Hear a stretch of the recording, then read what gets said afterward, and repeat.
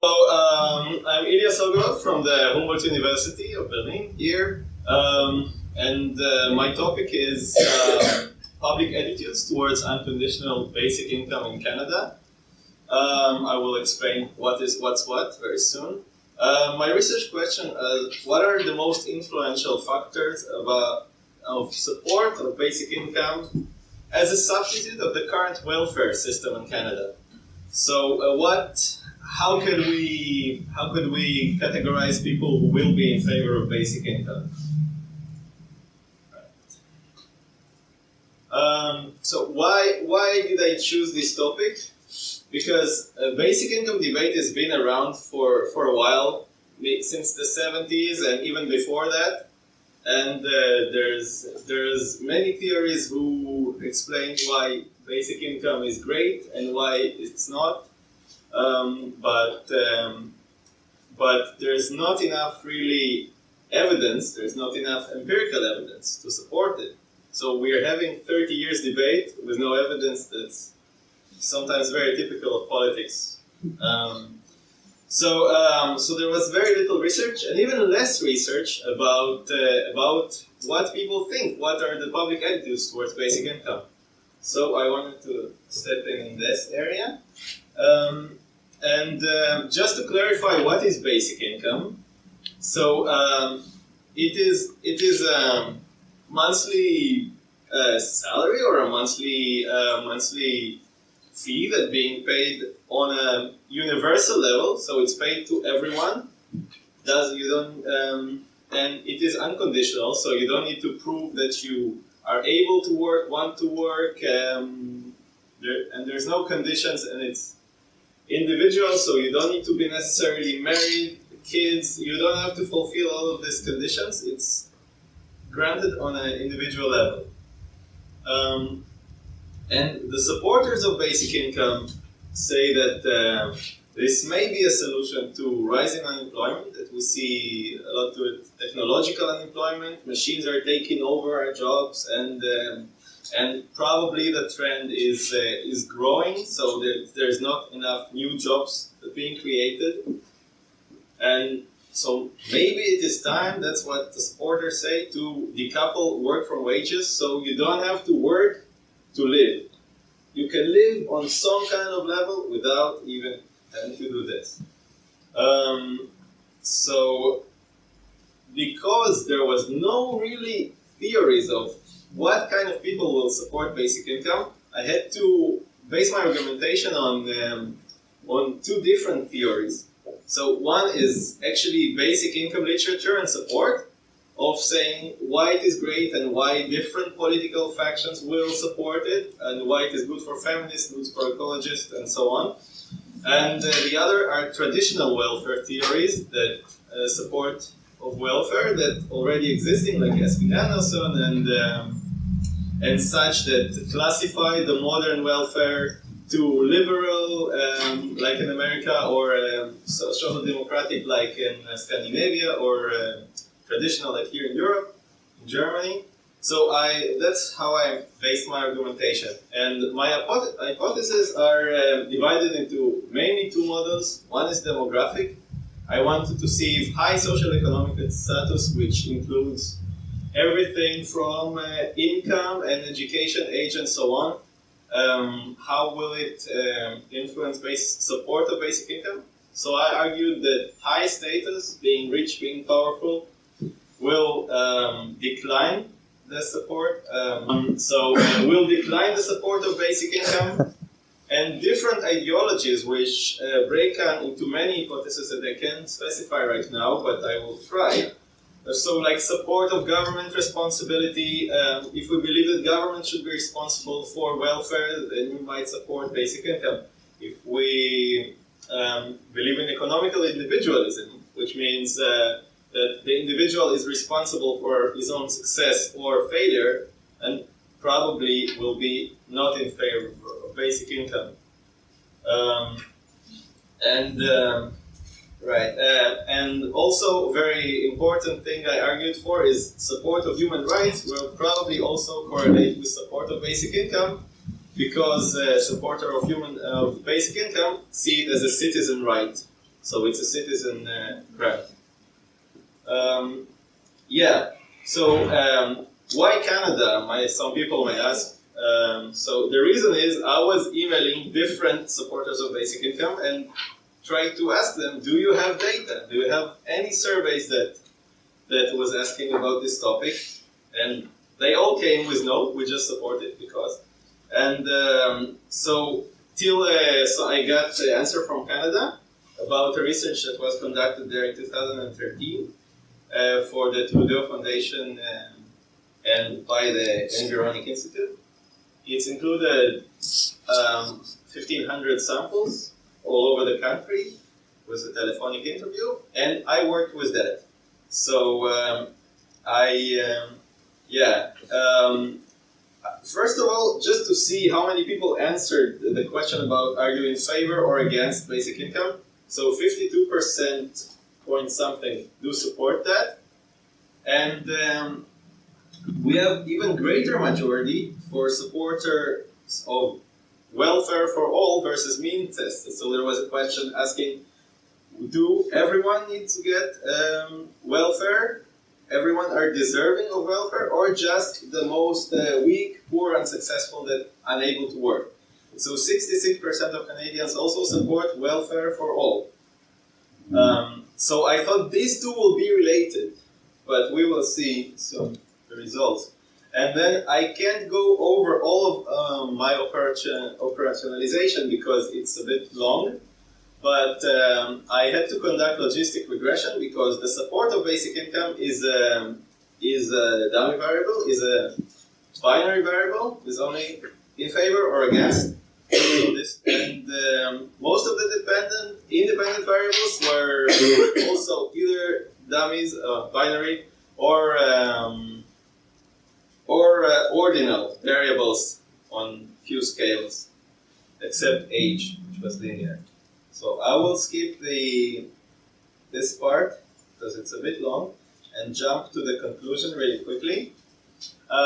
After conducting this logistical regression, I came out with a very long table with a lot of insignificant results, besides 3, which is still something. And I feel I probably didn't discover a new continent here, but more or less discovered the obvious, but it's more than anything, more than nothing. Anyway, so one variable that was that we see here in yellow, this is the household income, and we see that that is the higher the income, the more the less is the support for basic income. So another one is a question being asked. How do you evaluate Canadian human rights?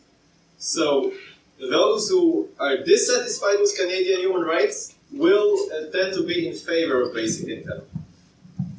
And here again, as insignificant, I won't go over it. And lastly, the question about economical individualism. People were asked, are Aboriginal people and also immigrants having problems with inequality because of government or because of their own deeds? So people who blame, so to say, the weak for their own misfortunes tend to be very much not in favor of basic income. Right. So, and my main challenges here were actually how do I separate support for basic income from support of welfare from traditional theories? Because basic income is not only a leftist theory, it's also very libertarian. So Milton Friedman actually thought of this idea of granting negative income tax, and also libertarians wants the state to intervene less. So so that's also very. So it's this is appealing to many layers of society. There was also a magazine that was stating that also IT people are in favor of that from the Silicon Valley. So it's really complicated. It's not left and right here. So it was really hard to make a theory. But so I argumented somehow. And yes. And well, the data set was small. It was not directed for this type of research. It was more directed just to show basic data about Canada. So, as a conclusion, again, I will say that basic income supporters are probably low-income people that are also probably citizens of the country and are concerned about human rights. So, somewhat progressive you may be. And the opponents of basic income are most likely high-income people with belief of economical individualism. And yes, that's about it. And I very much welcome your, since we have no discussants, I welcome every feedback. Thank you very much. So, anyone has questions? Yes. Could you, I wanted to ask you a little more questions about your model. So you used a linear regression, just a regular one, and you were looking at count data or anything like that. What data? Your data wasn't count, you weren't using like a negative null regression or anything like that. Like, just tell me more about your regression. No, it was a standard logistic regression, what I used. He asked what kind of, it was a standard logistic regression. But yeah, it was a good introduction to this very long model of statistical regression. Do you have an idea of, so the 3 significant predictors that you found, do you have an idea of how large of a share of your data set each one of those predictors represented? All right, you can see that in the model. So I didn't say, so there were 2 models, one social demographic, one of opinions and ideologies, and the last model that combined the 2. I forgot to say that, of course. So there is, so I didn't, ideally you should take exactly the same cases for all 3 models, but since here there was no significant changes between the models, so wherever was significant in model 1 and 2 was also significant in model 3, so this was not very necessarily. But the number of cases that are actually relevant are about half of the cases, so 800 of the 1,500 concerned.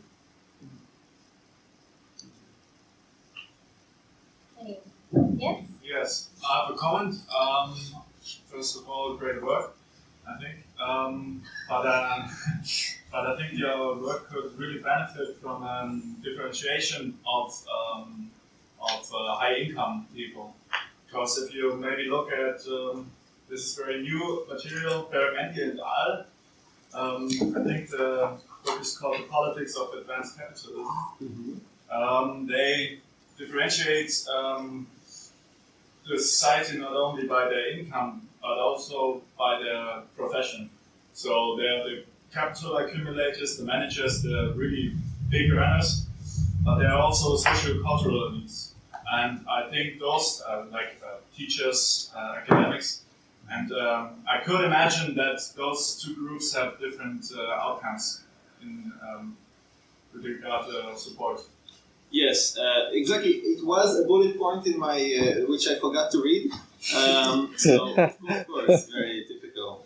But, so I said that if people are going to take, if researchers are going to take that path and look at opinions and attitudes of basic income, they would like to conduct a research with more questions about, yes, professions, like you said, although this IT is a theory is only from a magazine, so there was, but still.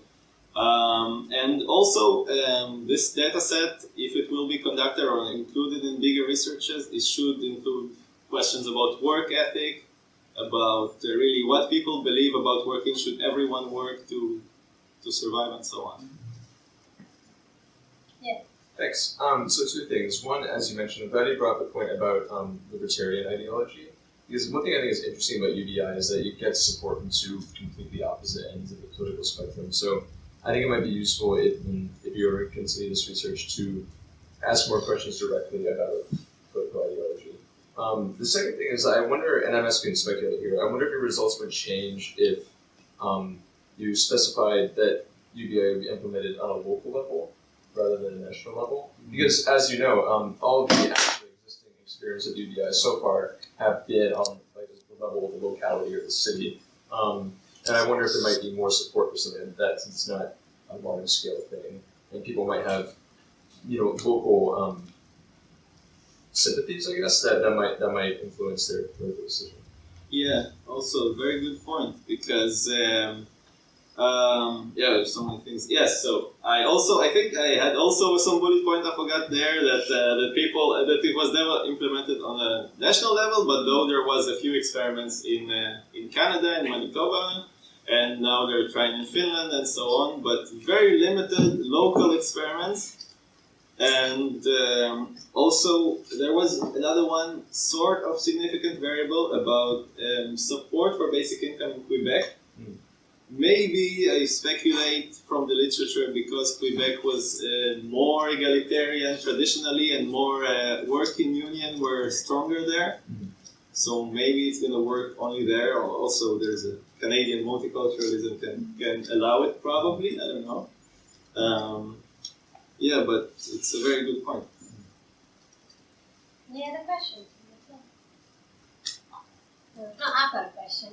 Because you said there are three main variables that affected people's level of support for basic income. And did you control for the different? I was just wondering, like, in your methodology or your analysis, like, say, did you control for income level? And if you controlled for it, did the other two show evidence of significance, and vice versa? So yeah, right. So the third model was the where control could be somewhere seen.